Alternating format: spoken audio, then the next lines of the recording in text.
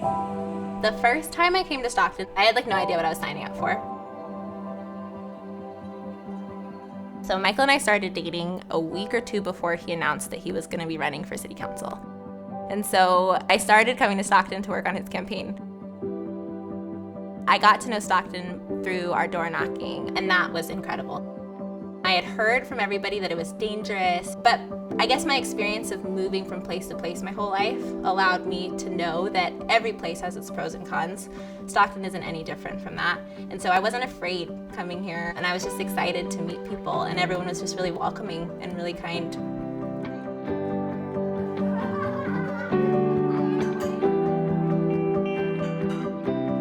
The first time we met was my freshman year, his junior year, and something that we bonded over was the drive for social justice and the many different places where it's needed. And so even in undergrad, he was thinking of ways to create opportunity for more people.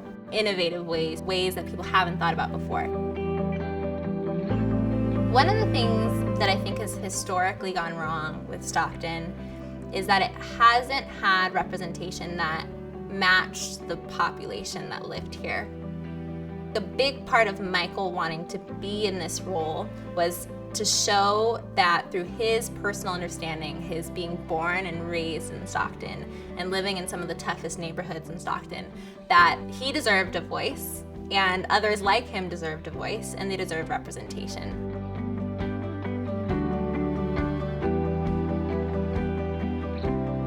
He's not doing it for a title, he's not doing it for money, he's doing it because he's connecting to something on a much more personal level. And when you have those motivations behind your actions, it's really difficult to be dissuaded from them.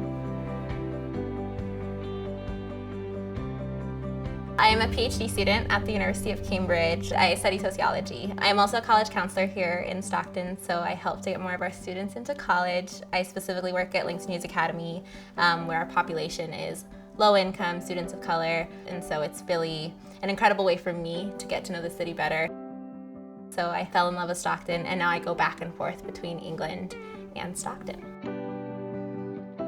I work on a lot of our women's initiatives in Stockton, and so we recently put out the first ever report on the status of women in Stockton. We're specifically addressing domestic violence reduction, reproductive health care access, and affordable childcare.